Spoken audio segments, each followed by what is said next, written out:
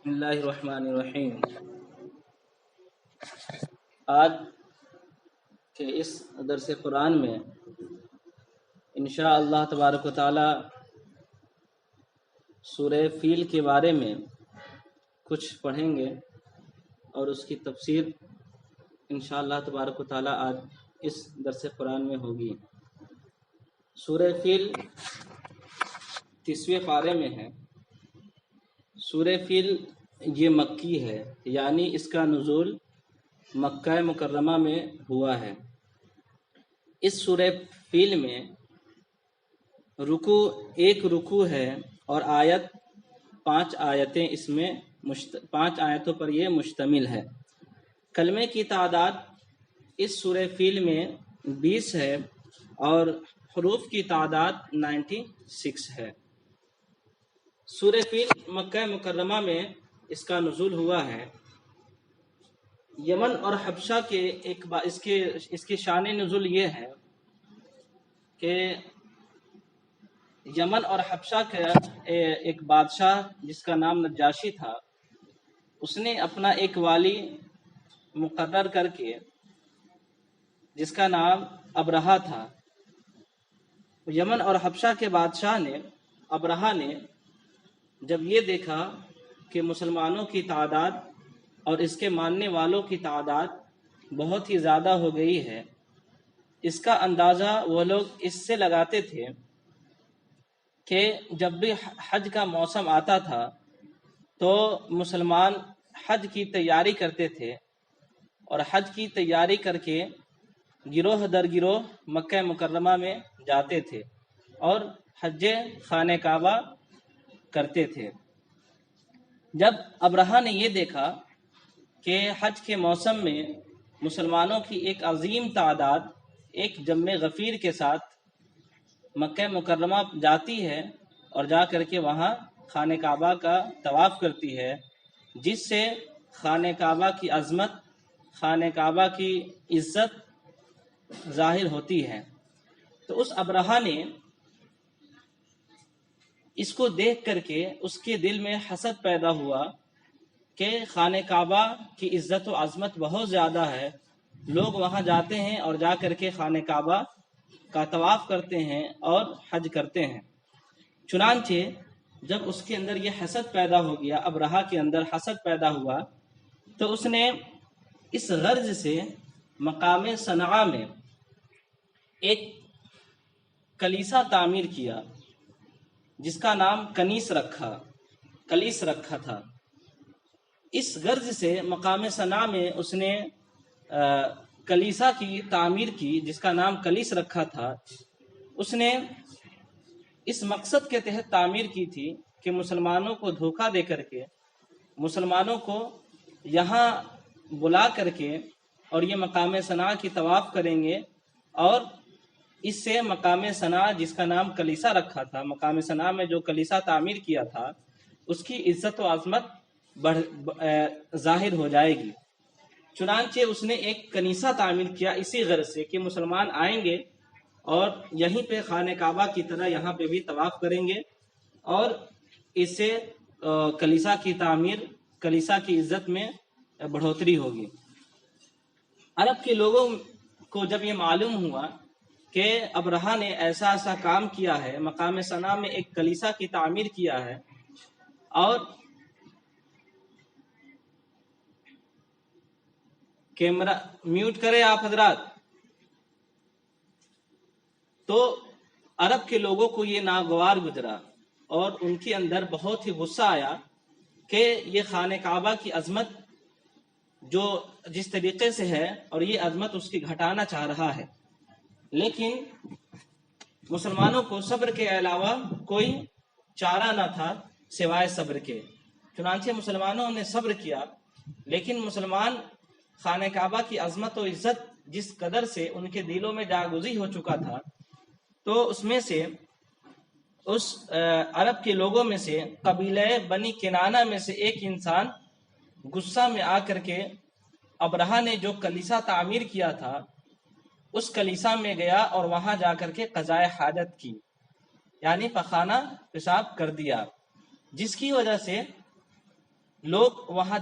وہاں جاتے تھے تو متنفر ہو جاتے تھے، کیونکہ جہاں بول و براز ہو، پخانہ ہو، تو وہاں لوگ جانے سے گھن کرتے ہیں۔ ابرہہ کو جب معلوم چلا کہ مسلمان میں سے کوئی انسان، مسلمانوں کا ایک فرد نے کلیسا میں آ کر کے قضائے حاجت کر دی ہے، چنانچہ ابرہہ بہت طیش میں آ گیا، اور طیش میں آ کر کے مسلمانوں کے خلاف جنگ کی تیاری کرنی شروع کر دی۔ چنانچہ اس کام کے لیے ابرہہ نے ایک بہت بڑی ٹیم، لشکروں کی ایک بہت بڑی تعداد اس نے جمع کر لی، اور جا کر کے پوری ٹیم کے ساتھ جا کر کے مکہ مکرمہ کے قریب پہنچ گئے، اور وہاں جا کر کے مکہ والے اور قریش والے کے جانوروں کو اس نے غصب کر لیا، اٹھا لیا۔ اس میں سے حضور صلی اللہ تعالیٰ علیہ وسلم کے دادا حضرت عبد المطلب رضی اللہ تعالیٰ عنہ کے بھی 200 جانور کو اس نے غصب کر لیا، اور اس نے یہ اپنے ایک آدمی سے، جس کا نام خباتہ تھا، اس نے ابرہہ نے خباتہ نامی شخص سے قریش کے سردار کو خبر پہنچائی کہ جاؤ قریش کے سردار کو یہ کہہ دو کہ ہم خانہ کعبہ کو منہدم کرنے آئے ہیں معاذ اللہ، اور ہم آپ سے لڑائی کرنا نہیں چاہتے ہیں، ہاں اگر آپ اس کے خلاف مدافعت کی کوشش کریں گے تو پھر ہم بھی آپ سے لڑنا شروع کر دیں گے۔ چنانچہ خباتہ نامی شخص جب قبیلہ قریش میں پہنچا تو اس کو معلوم چلا کہ قریش کے جو سردار ہیں وہ حضرت عبد المطلب رضی اللہ تعالیٰ عنہ کی ذات ہے۔ وہ جا کر کے اپنے سردار ابرہہ کے پیغام کو پہنچایا، اور یہ کہا کہ ہمارے بادشاہ کا جو مقصد ہے وہ صرف اور صرف خانہ کعبہ کو ڈھانا ہے، اہل مکہ سے لڑنا ہمارا مقصد نہیں ہے۔ اگر تم لوگوں نے مداخلت کی تو پھر ہم مداخلت کے نتیجے میں ہم تم سے لڑائی کریں گے، اور تم اس کا نتیجہ دیکھو گے۔ خباتہ جا کر کے جب یہ پیغام پہنچا دیا تو اور یہ کہا کہ قبیلہ قریش تم کو ہمارے سردار ابرہہ نے بلایا ہے۔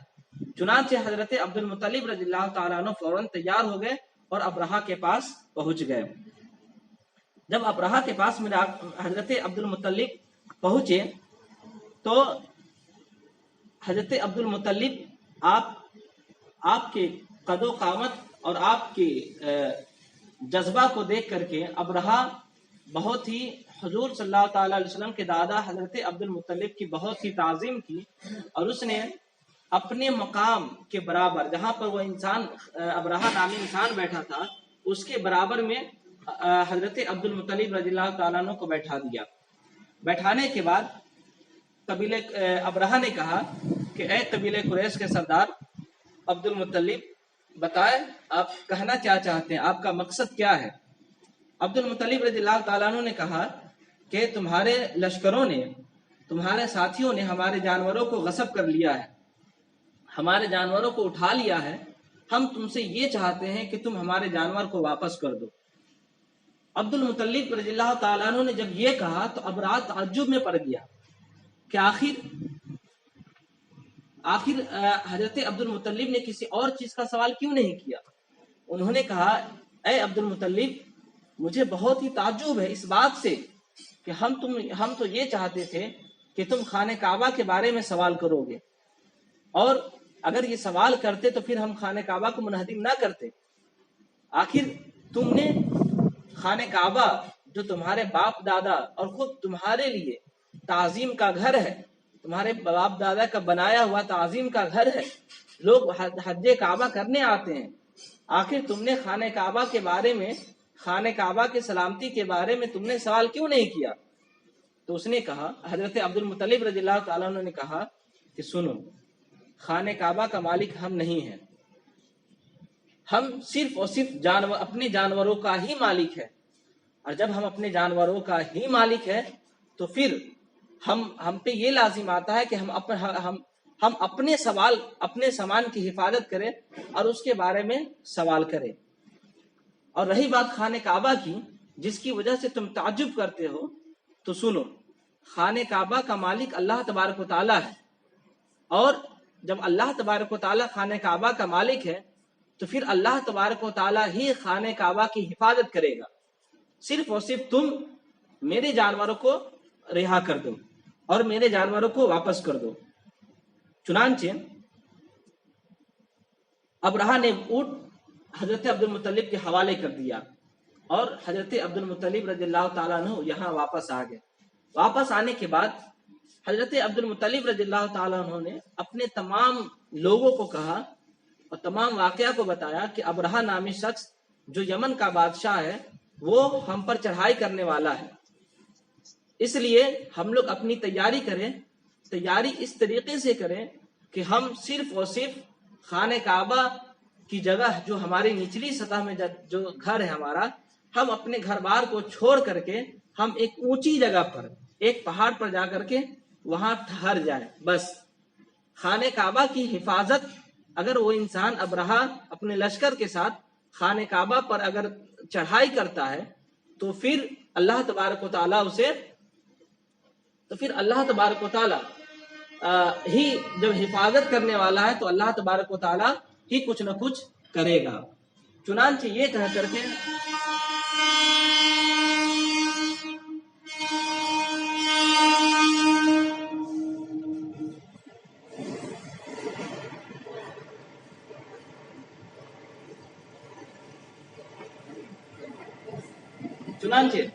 حضرت عبد المطلب رضی اللہ تعالیٰ عنہ کو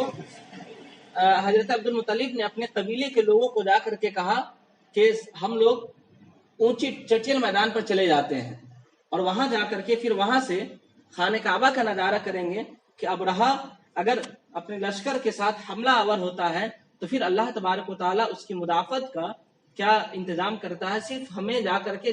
چڑھ جانا ہے، خانہ کعبہ پہ جا کر کے نظارہ کرنا ہے۔ چنانچہ یہ کہہ کر کے حضرت عبد المطلب رضی اللہ تعالیٰ نے اپنے تمام قبیلے کو لے کر کے ایک پہاڑ جس کا نام ہیرا تھا اس پہاڑ پر جا کر کے وہاں چڑھ گئے اور وہاں جا کے آرام کرنے لگے۔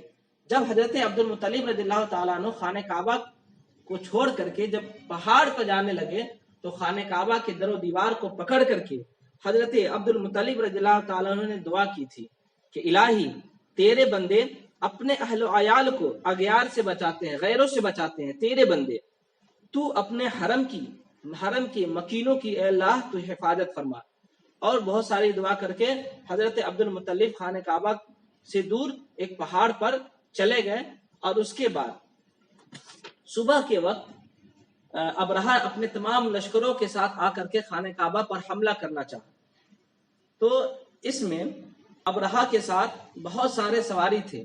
اور ہاتھیوں کی تعداد بھی بہت زیادہ تھی۔ اس میں جو ایک بہت بڑا ہاتھی تھا جو تمام ہاتھیوں کا سردار مانا جاتا تھا، اور وہ ہاتھی جو مقدمۃ الجیش کی حیثیت سے یعنی تمام جانوروں میں سب سے پہلے سب سے آگے وہ ایک ہاتھی تھا جس کا نام محمود رکھا گیا تھا، محمود،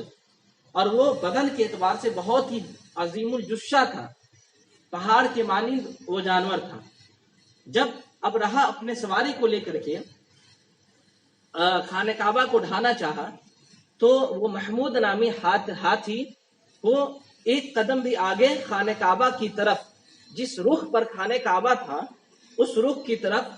وہ محمود نامی جانور ایک قدم بھی آگے نہیں بڑھا پاتا تھا۔ ہاں،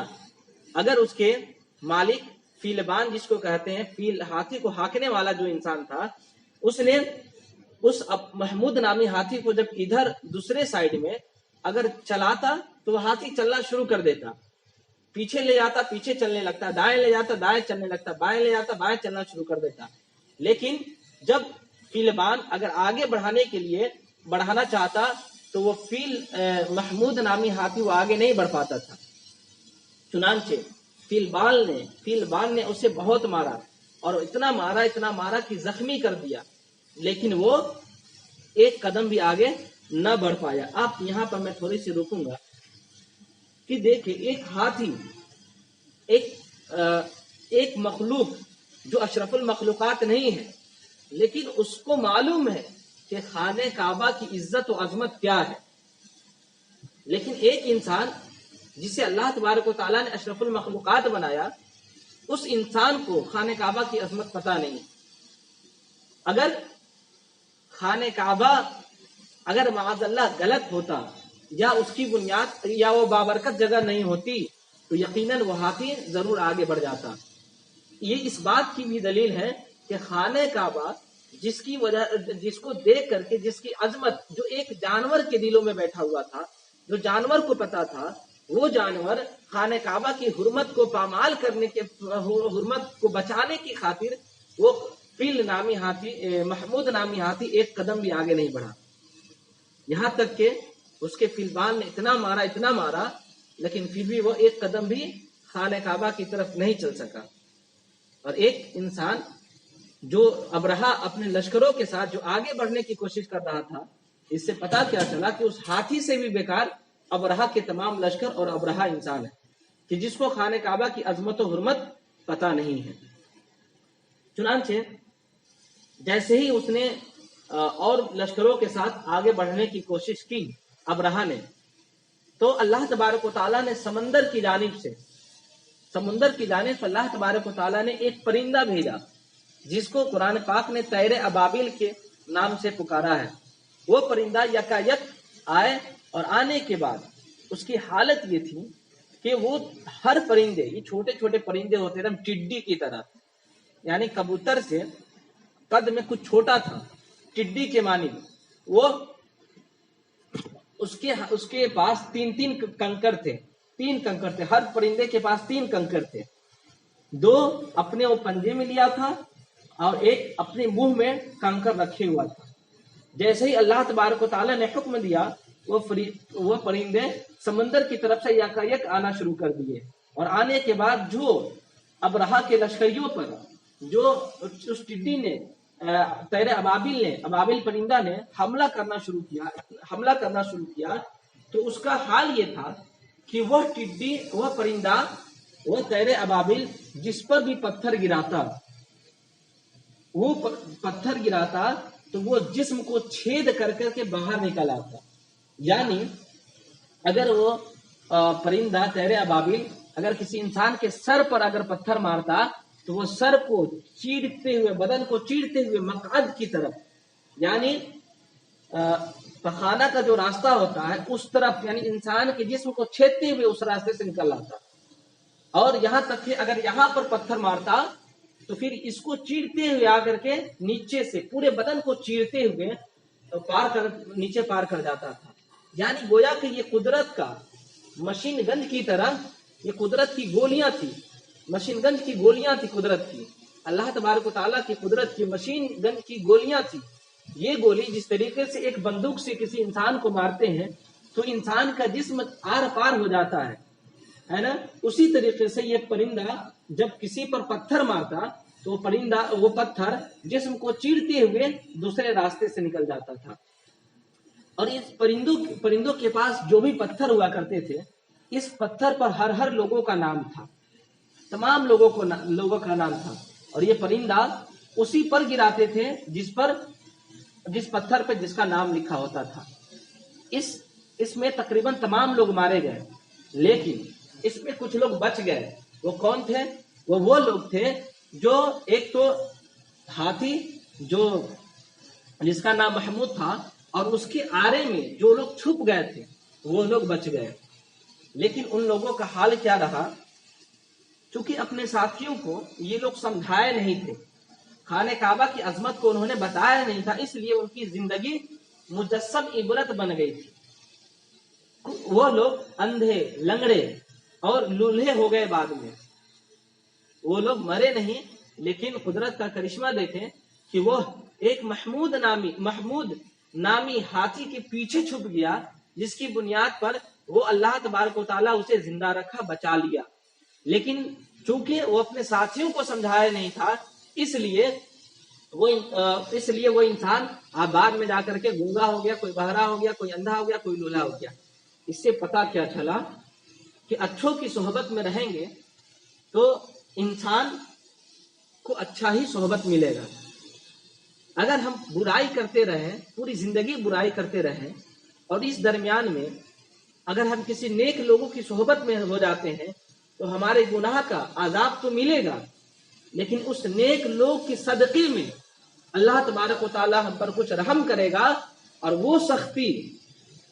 جو ہمارے گناہوں کا ملنا تھا اس انسان نیک انسان کے رہنے کی وجہ سے ہم اللہ تبارک و تعالی اپنے عذاب میں تخفیف کر دیتا ہے۔ جس طریقے سے وہاں انسان ہاتھی کے پیچھے چھپ گیا، جس کی وجہ سے اس کو مارا نہیں گیا، اسے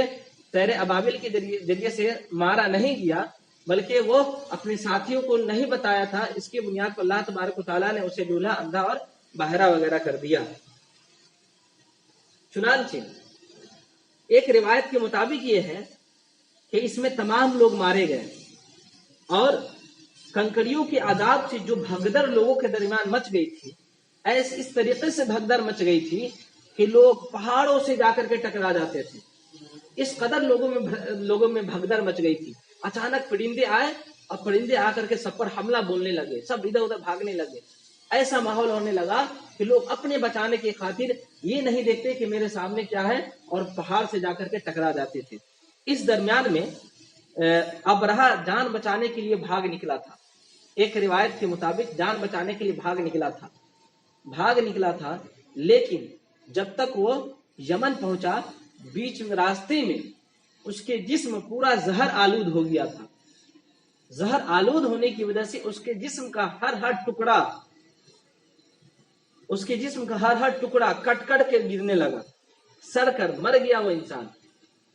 زہر آلود ہو گیا تھا جس کی وجہ سے اس کا بدن سڑ گیا،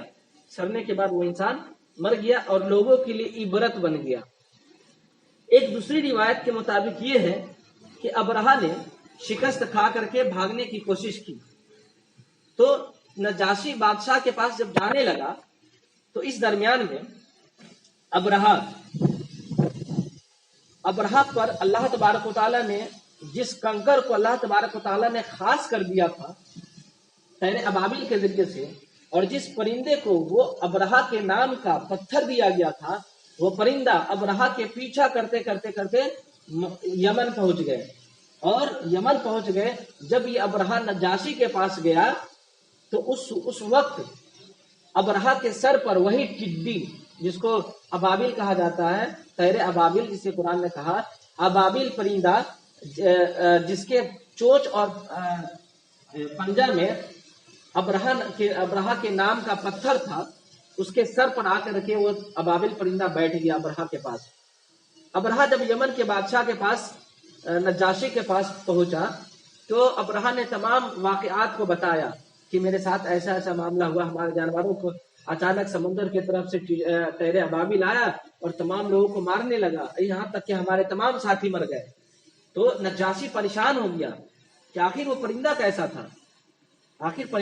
تھا کہ ہمارے تمام لشکروں کو مار دیا، آخر وہ پرندہ کیسا تھا؟ تو نجاشی نے جب یہ سوال کیا تو ابرہہ نے کہا کہ تم دیکھنا چاہتے ہو کہ وہ پرندہ کیسا تھا؟ وہ پرندہ جو میرے سر پر جو پرندہ تم دیکھ رہے ہو، یہی پرندہ تھا جو تمام لوگوں کو اس طریقے کے بہت سارے پرندے تھے جو جس کے پیر میں اور جس کے چونچ میں پتھر تھے کہ تمام لوگوں کو مارتے گئے اور تمام لوگ مرتا گیا۔ چنانچہ جیسے نے کہا کہ یہی پرندہ جو میرے سر پر بیٹھا تھا یہی پرندہ تھا، اس کے بعد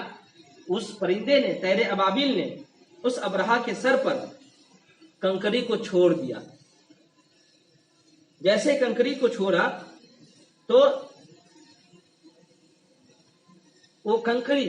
ابرہہ کے جسم کو چھید کرتے ہوئے نیچے چلا آیا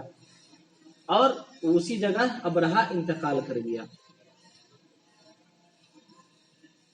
یہ بہت ہی اسی کی شان نزول، یہ جو میں بتایا یہی شان نزول سورہ فیل کا ہے۔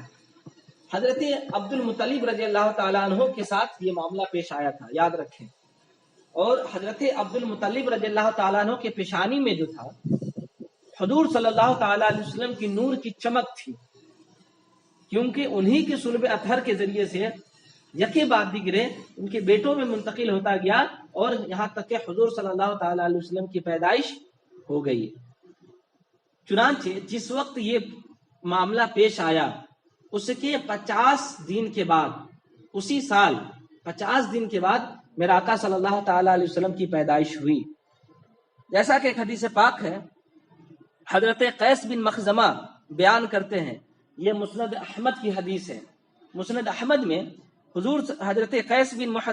مخزمہ فرماتے ہیں کہ میں اور رسول اللہ صلی اللہ تعالی علیہ وسلم یہ ہاتھیوں کے لشکر والے سال میں پیدا ہوئے، یعنی جس وقت یہ ہاتھیوں والا معاملہ پیش آیا عبد المطلب رضی اللہ تعالیٰ عنہ کے ساتھ، تو اسی سال قیس بن مخزمہ فرماتے ہیں کہ میری پیدائش اور حضور صلی اللہ تعالی علیہ وسلم کی پیدائش ہوئی تھی۔ اور جان لیں اس واقعہ کے 50 دن کے بعد حضور صلی اللہ تعالی علیہ وسلم کی پیدائش ہوئی تھی۔ جب لوگوں نے یہ تمام واقعات کو دیکھا تو لوگوں نے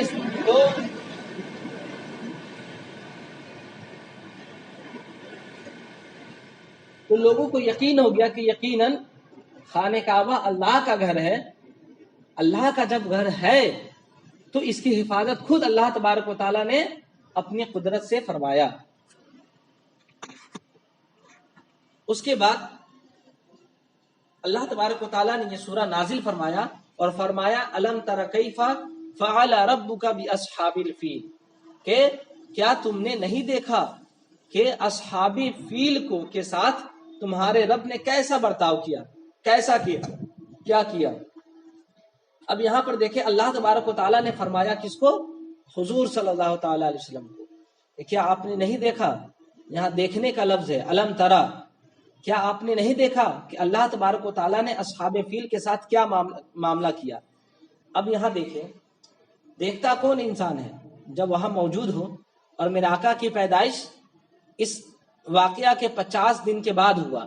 تو اللہ تبارک و تعالیٰ کا یہ کہنا کہ کیا تم نے نہیں دیکھا، یہ کیا مطلب ہے؟ اس کا اعتراض پیدا ہو سکتا ہے کہ میرے آقا تو تھے نہیں اس وقت، تو جب میرے آقا نہیں تھے تو اللہ تبارک و تعالیٰ کا یہ کہنا کہ کیا تم نے نہیں دیکھا کہ آپ کی رب نے اصحاب فیل کے ساتھ کیا کیا، تو اس کا جواب یہ ہے کہ سنیے، اس کا جواب دراصل یہ ہے کہ اس وقت میں یہ ہاتھی والا جو واقعہ تھا نا، یہ ہاتھی والا واقعہ تواتر سے لوگوں کے درمیان اس قدر مضبوط ہو گئی تھی کہ ہر لوگ یقین کرتے تھے کہ یقیناً یہ ہاتھی والا واقعہ ہوا تھا اور ایسے ایسے ہوا تھا، تواتر کے ساتھ۔ تواتر کے ساتھ مطلب یہ ہوا کہ تمام لوگ حضرت عبد المطلب کے زمانے میں جو لوگ تھے اور ان کے بعد والے جو ہوتے گئے، یہاں تک کہ حضور صلی اللہ تعالی علیہ وسلم کا زمانہ آیا، یہ تمام لوگ اپنے لوگوں کو بتاتے رہتے تھے کہ ہم نے دیکھا کہ اللہ تبارک و تعالیٰ کی قدرت کا کیا کرشمہ ہے۔ اللہ تبارک و تعالیٰ نے طیر ابابیل کے ذریعے سے اپنے بچوں کے اپنے خانہ کعبہ کی حفاظت کی، تو اس قدر سے لوگوں کے درمیان یہ مشہور ہو گیا تھا، اس قدر مشہور ہو گیا تھا کہ لوگ ایسا معلوم ہوتا ہے کہ خود اس نے اپنے آنکھوں سے دیکھا ہے نا۔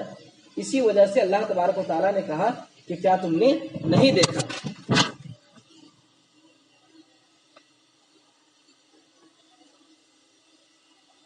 جیسے اللہ تبارک و تعالیٰ کو ہم نہیں دیکھے ہیں، لیکن اللہ تبارک و تعالیٰ کے بارے میں ہم جانتے ہیں نا کہ اللہ تبارک و تعالیٰ ایک ہے، اللہ موجود ہے، جانتے ہیں نا۔ اسی طریقے سے لوگوں کے درمیان یہ یقین ہو گیا تھا، تواتر کے ساتھ لوگوں کے درمیان اتنا مشہور ہو گیا تھا کہ لوگوں کو یقین تھا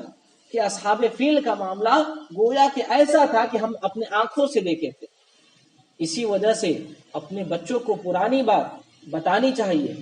تاکہ لوگوں کے اپنے بچوں کے درمیان معلوم ہو بچوں کو کہ ہاں ایسا بھی ہوتا ہے، اور ہمارے درمیان ایسا نہیں ہے۔ ہم اپنے بچوں کو اپنے نبیوں کے، اپنے صحابہ کرام کی سیرتوں کو بتانا چھوڑ دیا ہے، اور پہلے زمانے میں لوگ اپنے دادا کے، اپنے پردادا کے تمام واقعات کو بتایا کرتے تھے۔ تو اللہ تبارک و تعالیٰ نے فرمایا کہ کیا تم نے نہیں دیکھا کہ آپ کے رب نے اصحاب فیل کے ساتھ کیا معاملہ کیا۔ اب یہاں پر دیکھیں، پرندوں کے ذریعے سے ابرہہ کے لشکر کو فنا کر دینا، یہ نبی کریم صلی اللہ تعالی علیہ وسلم کا ارہاس ہے۔ اب ارہاس کیا ہے، ارہاس سمجھ لیں۔ جس طریقے سے آپ معجزہ جانتے ہیں نا، معجزہ، کرامت اور استدراج، نبی وہ عجیب و غریب کام، تعریف سنیے، ڈیفینیشن، معجزہ کی ڈیفینیشن کیا ہے؟ وہ عجیب و غریب کام جو عادتاً نہیں ہوتا ہے۔ عادتاً نہیں ہوتا کا مطلب یہ ہے کہ مثال کے طور پر سورج پورب سے نکلتا ہے، پچھم میں ڈوبتا ہے، اب سورج کو کوئی دکھن سے نکال دے تو یہ عجیب کام ہوا نا۔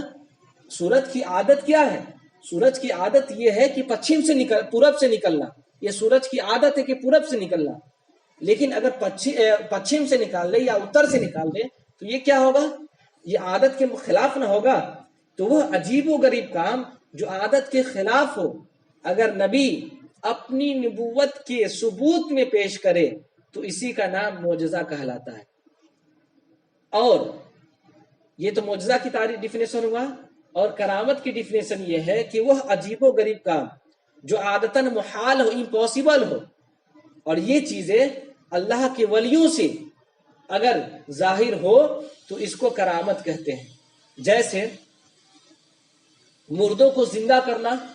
یہ عادت کے مطابق نہیں نا ہے۔ عادت تو یہ ہے، مرنے کی عادت، انسان کی عادت یہ ہے کہ مر جاتا ہے جو انسان، پھر وہ زندہ نہیں ہوتا ہے۔ لیکن کوئی انسان اللہ کا جو مقرب بندہ ہو، وہ کسی مردہ انسان کو زندہ کر دے تو اسے کرامت کہیں گے، ٹھیک ہے نا۔ اگر ولیوں سے ظاہر ہو تو اسے کرامت کہیں گے، اگر نبیوں سے ظاہر ہو تو اسے معجزہ کہیں گے۔ اور اسی طریقے سے ایک چیز آتا ہے استدراج۔ استدراج کہتے کیا ہے کہ نیڈر، جو انسان نیڈر ہو یا بدکار انسان ہو یا کافر انسان ہو یا یہ جادو کرنے والا انسان ہو، یہ انسان اگر عجیب و غریب کام کوئی کر دے، ہے نا، جیسے کہ زندہ انسان کے پیٹ کو پھاڑ دیا، اسے بے ہوش نہیں کیا، جس طریقے سے جادوگر یہ لوگ کرتے ہیں، تو ایسی عجیب و غریب کام جو عادتاً نہیں ہوتی ہے، اور وہ کرنے والا ایک نیڈر انسان یا کافر ہو یا بدکار ہو یا جادوگر ہو، اگر ایسا انسان کرتا ہے تو اسے استدراج کہتے ہیں۔ استدراج۔ اب ارہاس کیا ہے اس کو سمجھیں۔ صرف ارہاس کو سمجھانے کے لیے ہم نے یہ تینوں باتیں آپ کو بتائی، کرامت، معجزہ اور استدراج۔ چوتھی چیز کیا ہے؟ ارہاس کہتے ہیں۔ ارہاس کیا ہے؟ ارہاس یہ ہے کہ نبی کی بعثت سے پہلے، یعنی نبی کی پیدائش سے پہلے کچھ معجزہ کا ظاہر ہونا یہ جائز ہے، اور ہوتا بھی ہے کہ نبی کی پیدائش سے پہلے کچھ معجزہ ظاہر ہو جائے، اسی کو کیا بولیں گے؟ ارہاس بولیں گے، ہے نا، اسی کو اسلام ارہاس کہتے ہیں۔ اب میرے آقا صلی اللہ تعالی علیہ وسلم کا ہی معجزہ ہے کہ حضرت عبد المطلب، جن کے پیشانی میں حضور کی ولادت، حضور کے نور چمک رہے تھے، اللہ تبارک و تعالیٰ نے انہی کی معجزہ کو عبد المطلب رضی اللہ تعالیٰ عنہ کے زمانے میں اس کو واقع کیا۔ تو نبی کریم صلی اللہ تعالیٰ علیہ وسلم کی عظمت بھی اس سے واضح ہوتی ہے، اور نبی کریم صلی اللہ تعالیٰ علیہ وسلم کا مقام و مرتبہ ایسے بھی بلند ہے، اور اس سے بھی ان کی بلندی ظاہر ہوتی ہے، اور یہ نبی کریم صلی اللہ تعالیٰ علیہ وسلم کا معجزہ ہے جس کو ارہاس کہتے ہیں، ٹھیک ہے۔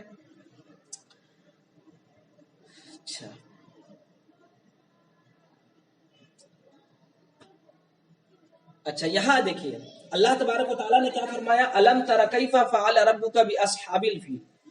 اصحاب فیل کہا ابرہہ کے لشکروں کو۔ آپ ذرا غور کریں، ابرہہ کے لشکر کو کیا کہا؟ اصحاب فیل کہا، یعنی ہاتھی والا، ہے نا۔ اب دیکھیں اللہ تبارک و تعالیٰ نے ارباب فیل نہیں کہا، اصحاب فیل کہا۔ اصحاب فیل کہا گویا کہ عربی کا ایک قاعدہ ہے، عربی کا ایک رول ہے جس کو گرامٹیکلی اعتبار سے آپ سمجھ سکتے ہیں کہ مضاف جو ہے نا، کہ جب کسی چیز کی طرف مضاف ہو، جو کوئی چیز کسی چیز کی طرف مضاف ہو تو وہ مضاف الیہ کی جنس سے ہوتا ہے، یعنی اصحاب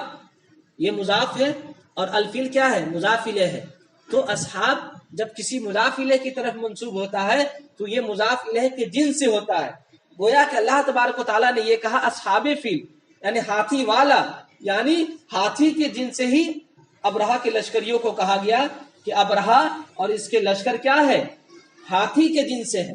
جانور کے جن سے ہے۔ اب غور کریں آپ، اللہ تبارک و تعالیٰ نے ارباب فیل نہیں کہا، اصحاب فیل کہا کر کے ابرہا اور اس کے لشکر کو ہاتھی کے جنس سے قرار دیا، ٹھیک ہے نا۔ اور جس طریقے سے حیوان جانور بے عقل ہوتے ہیں، جانور کے پاس عقل نہیں ہوتا ہے، اللہ تبارک و تعالیٰ نے قرآن مقدس کے ذریعے سے بتایا کہ اصحاب فیل ہے، یعنی جس طریقے سے جانور کے پاس عقل نہیں ہوتا ہے، اسی طریقے سے ابرہا اور اس کے لشکروں کے پاس عقل نہیں تھا۔ اگر عقل ہوتا تو وہ خانہ کعبہ کو منہدم نہیں کرتا۔ قرآن کہہ رہا ہے، میں نہیں کہہ رہا ہوں، قرآن کہہ رہا ہے کہ اگر وہ وہ انسان ہوتا، اگر وہ عقل والے ہوتے تو پھر یہ خانہ کعبہ کو ڈھانے کی کوشش نہ کرتے، بلکہ ابرہا اور اس کے لشکروں سے بہتر تو وہ محمود نامی جانور ہے کہ جو خانہ کعبہ کی طرف ایک قدم بھی آگے نہیں بڑھایا۔ تو وہ جانور تو اس کمینی لوگوں سے اور اس بے عقل لوگوں سے بہتر ہے۔ ایک دوسری وجہ یہ بتائی گئی ہے کہ اللہ تبارک و تعالیٰ نے اصحاب فیل کہا ہے نا، اصحاب فیل کہا۔ اصحاب فیل جب کہا اللہ تبارک و تعالیٰ نے، تو عربی کا ایک اور قاعدہ ہے کہ جو مضاف الیہ ہوتا ہے نا، یہ مضاف الیہ سب سے بہتر ہوتا ہے، بڑا ہوتا ہے، اور مضاف ہے نا، یہ مضاف ہلکے درجے کا ہوتا ہے۔ اس سے آپ فور ایگزامپل سمجھ لیں کہ اللہ تبارک و تعالیٰ اللہ کے رسول کے بارے میں کوئی کہے، حضرت ابوبکر صدیق کے بارے میں کوئی کہے کہ یہ صحابہ کرام کے بارے میں کہے کہ یہ صحابی رسول ہیں، یعنی صحابی کی اضافت رسول کی طرف کی ہے، یعنی رسول کے صحابی۔ غور کریں گے، رسول کے صحابی، تو رسول کے صحابی، یہ صحابی کی نسبت کدھر کر رہے ہیں؟ رسول کی طرف۔ تو یہ رسول جو ہے یہ سب سے افضل ہے، اور اصحابی جو ہے یہ کیا ہے؟ اس سے کم درجے کا ہے، جس کو قرآن نے کہا، قرآن مقدس میں ارشاد فرمایا، سورہ توبہ کی آیت ہے، آیت نمبر 40 ہے، اللہ تبارک و تعالیٰ نے فرمایا اذ یقول لصاحبہ لا تحزن ان اللہ معنا، کہ جب اس کے صاحب کہتے ہیں، میرے آقا صلی اللہ تعالی علیہ وسلم کو فرماتے ہیں، اللہ تبارک و تعالیٰ نے ارشاد فرمایا جب آپ کے صاحب کہتے ہیں، آپ کے دوست کہتے ہیں کہ تو لا تحزن، تو تم رنجیدہ مت ہو، بے شک اللہ ہمارے ساتھ ہے۔ اس آیت میں حضرت ابوبکر صدیق رضی اللہ تعالیٰ نے، یہ آیت جو ابھی میں نے پڑھا کہ اذ یقول لصاحبہ لا تحزن ان اللہ معنا، یہ کہ سفر ہجرت کے وقت یہ اس آیت کا نزول ہوا۔ تو اللہ تبارک و تعالیٰ نے کیا کہا اس قرآن مقدس میں؟ ابوبکر صدیق رضی اللہ تعالیٰ عنہ کو صاحب رسول کہا، یعنی رسول کے صاحب۔ تو صاحب کا جو درجہ ہے، تو یہ صاحب کا درجہ رسول سے کم ہوا۔ تو اب غور کریں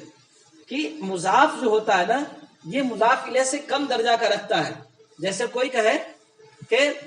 زید کا غلام خالد ہے، تو خالد کا درجہ جو ہے، زید کا نوکر ہے، تو نوکر کا درجہ جو ہے نا کم ہوتا ہے، زید کا درجہ کیا ہوتا ہے؟ مرتبہ زیادہ ہوتا ہے نا۔ اسی طریقے سے اصحاب فیل میں کہا گیا کہ یہ ابرہا کے لشکر کیا ہے؟ ہاتھی والے ہیں، ہاتھی والے ہیں۔ تو اس آیت میں اللہ تبارک و تعالیٰ نے ابرہا کے لشکروں کو ہاتھی والا کہا، یعنی جانوروں کے جنس سے کہا، اس لیے کہ اگر یہ جانور کے جنس سے اگر بے عقل نہ ہوتے تو یقیناً خانہ کعبہ کو نہیں ڈھاتے۔ چنانچہ قرآن مقدس کی آیت مکرمہ ہے، اللہ تبارک و تعالیٰ سورہ اعراف میں آیت نمبر 179 میں ارشاد فرماتا ہے اولئک کالانعام بل هم اضل اولئک هم الغافلون، کہ یہی وہ لوگ ہیں جو جانوروں کی طرح ہے بلکہ اس سے بھی گھٹیا ہے۔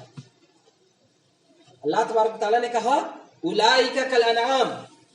بل هم اضل، کہ یہ لوگ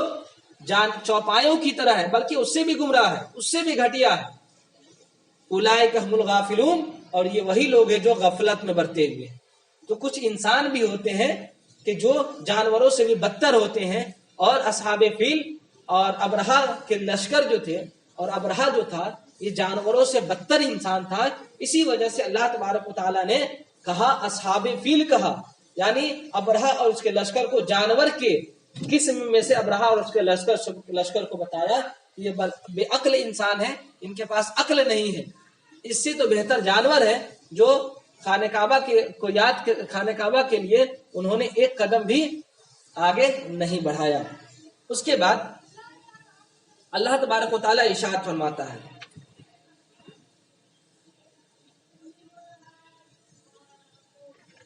اللہ تبارک و تعالیٰ آگے ارشاد فرماتا ہے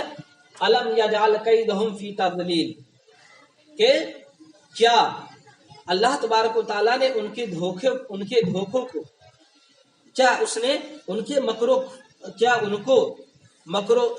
کیا اللہ تبارک و تعالیٰ نے اس کے مکر و فریب کو تباہی میں نہ ڈالا؟ یعنی اللہ تبارک و تعالیٰ نے جو ابرہا اور اس کے لشکر جو مکر و فریب جو جال بچھائے ہوئے تھے خانہ کعبہ کو ڈھانے کے لیے، تو اللہ تبارک و تعالیٰ ان کے جال میں ہی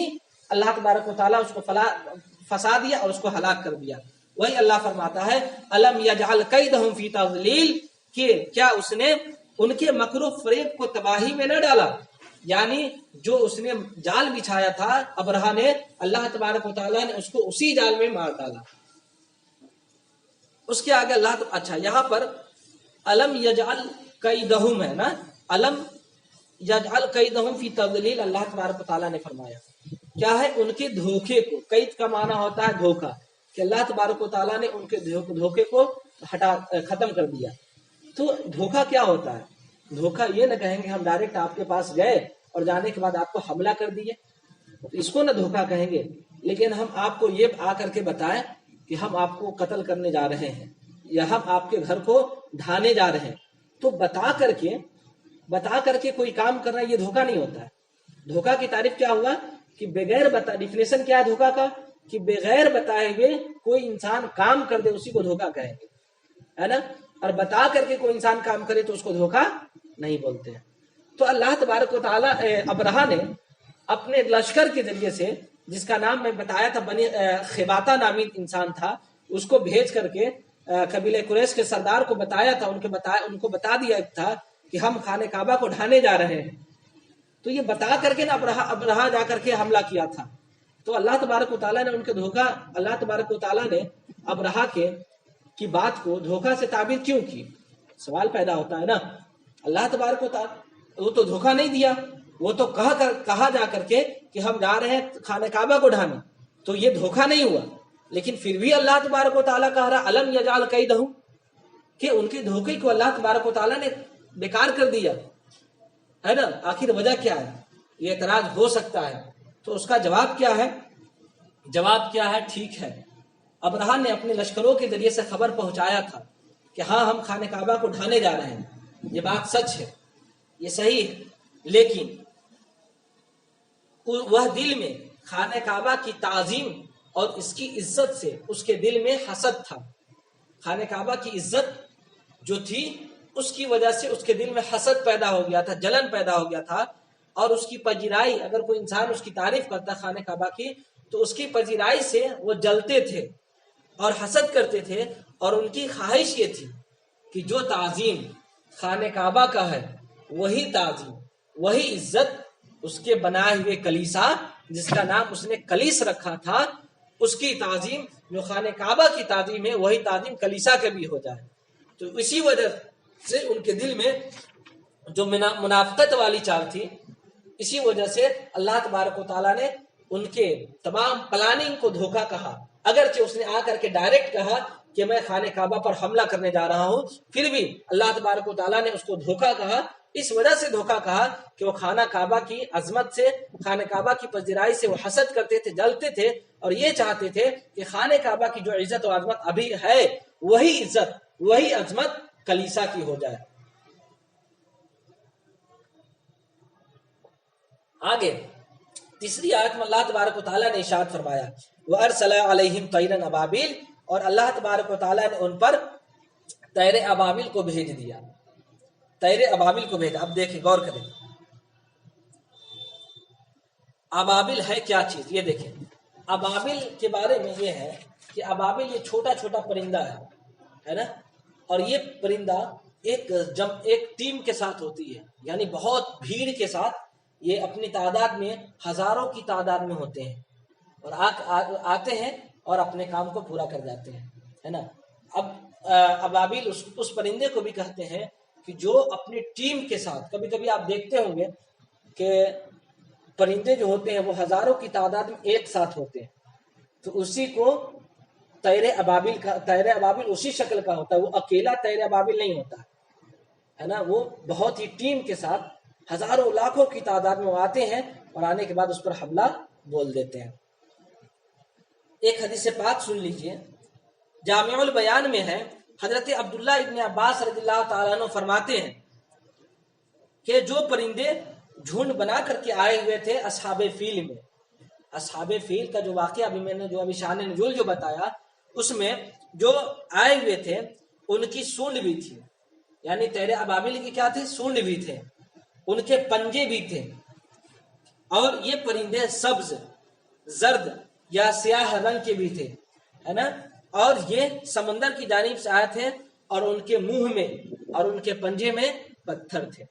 اور پتھر وہی پتھر تھا جس پر جو لوگ خانہ کعبہ کو ہلاک کرنا چاہتے تھے، جو لوگ شریک تھے، وہ تمام کا نام ہر پرندے کے کنکر پر لکھا ہوا تھا کہ اور اسی وہ پرندہ اپنے پتھر کو اسی انسان کے اوپر گراتا تھا کہ جس پر اس انسان کا نام لکھا ہوا ہوتا۔ قتادہ نے کہا، یہ طیر ابابیل کے بارے میں تفسیر میں بتا رہا ہوں، قتادہ نے کہا کہ یہ سفید رنگ کے پرندے تھے، سفید رنگ کے پرندے تھے جو سمندر کی جانب سے آئے تھے، سمندر کی جانب سے آئے تھے، اور ہر پرندہ کے ساتھ 3 پتھر تھے۔ کتنے پتھر تھے؟ ہر پرندہ کے پاس 3 پتھر تھے، 2 اس کے پیر میں تھا اور ایک پنجے میں، 2 پنجے میں تھا اور ایک اس میں تھا، ایک چونچ میں تھا، اور ایک پتھر اس کی چونچ میں تھا، جس کو بھی وہ کنکر لگتا اس کے جسم کے آر پار ہو جاتا، یعنی اگر یہاں گرتا تو پورے جسم کو چھید کرتا ہوا نیچے سے نکل آتا، اگر یہاں پر لگتا تو پھر چھید کرتے ہوئے پیچھے سے نکل جاتا۔ اور حضرت عبداللہ، دوسری حدیث معالم التنزیل کی، معالم التنزیل میں ایک حدیث پاک نقل ہے کہ حضرت عبداللہ ابن مسعود رضی اللہ تعالیٰ نے فرمایا کہ جس شخص کے کسی جانب کنکر لگتا تو اس کے مقابل جانب سے کنکر باہر چلا جاتا۔ بتانا یہ چاہ رہا ہے کہ اگر کنکر یہاں لگتا، اگر مان لیے یہاں لگتا کنکر، تو اس کے مقابل جو جانب ہے اس کو چھید کرتے ہوئے پیچھے سے نکل آتا۔ اسی طریقے سے اگر سر پہ گرتا تو سر کو چھید کرتے ہوئے، پورے پیٹ پاٹ کو چھید کرتے ہوئے نیچے سے نکل آتا، اگر اس پر پیر میں لگتا تو پیر کو چھید کرتے ہوئے نکل جاتا، اگر سر پر لگتا تو اس کی مقعد کی جانب سے، مقعد سمجھ رہے نا، پخانہ کی جگہ کو مقعد کہتے ہیں، یعنی جو بیٹھتا ہے نا انسان اسی کو مقعد کہتے ہیں، بیٹھنے کی جگہ کو مقعد کہتے ہیں، نکل جاتا۔ اس کے بعد سمجھ گئے نا، اس کے بعد اب سمجھ گئے ابابیل کیسا تھا پرندہ تھا؟ ابابیل جس کی چونچ بھی تھے، ابابیل کے پاس پنجے بھی تھے، یہ زرد، سیاہ اور سفید رنگ کے تھے، ہے نا، سمندر کی جانب سے آئے تھے، ان کے پاس 3 کنکر تھے، ایک چونچ میں تھا اور 2 اس کے پنجوں میں تھے۔ آگے اللہ تبارک و تعالیٰ نے فرمایا ترمیہم بحجارۃ من سجیل، کہ اللہ کہ وہ انہیں کنکر کے پتھروں سے مارتے، یعنی وہ طیر ابابیل جو ہے یہ کنکر کے پتھروں سے، سجیل کہتے ہیں پتھر کو، ہے نا، کنکر کو سجیل کہتے ہیں، اور حجارہ کا مطلب ہوتا ہے پتھر، کنکر کے پتھر سے ان کو مارتے، پھینکتے۔ جو پرندے اپنے چونچ میں جو پتھر رکھے ہوئے تھے اسی پتھر سے اسی ابرہہ کے لشکریوں کو مار مار کر کے چلا کے مارتے تھے، اور وہ انسان ہلاک ہوتا ہوا چلا جاتا تھا۔ اللہ تبارک و تعالیٰ آخری آیت میں فرماتا ہے فَجَعَلَهُمْ كَعَصْفٍ مَأْكُولٍ، تو انہیں اللہ تبارک و تعالیٰ نے انہیں کر ڈالا جیسے کھائی ہوئی بھوسے کی طرح، کھائے ہوئے بھوسے کی طرح اس کو کر دیا، یعنی جس طریقے سے انسان جانور بھوسا کو کھاتا ہے تو بھوسا کو کھانے کے بعد وہ بھوسا کیسا ہو جاتا ہے؟ ایک دم باریک باریک ہو جاتا ہے نا، اسی طریقے سے جب یہ طیر ابابیل کسی پتھر پر مارتا، کسی انسان پر چلاتا تو وہ انسان وہ ایک دم بھوسے ہوئے پتھر کی طرح، کھائے ہوئے بھوسے کی طرح وہ انسان ہو جاتا، ایک دم بھجری ہو جاتا اور وہ انسان ہلاک ہو جاتا۔ یہ آیت یہ شان نزول ہے. یہ شان نزول میں نے جو ابھی آپ کو بتایا کہ ابرہہ کا جو لشکر تھا اللہ تبارک و تعالیٰ نے اس پر کیسا معاملہ کیا, کیسے معاملات اللہ تبارک و تعالیٰ نے اس پر کیے. یقیناً جانیں کہ اللہ تبارک و تعالیٰ نے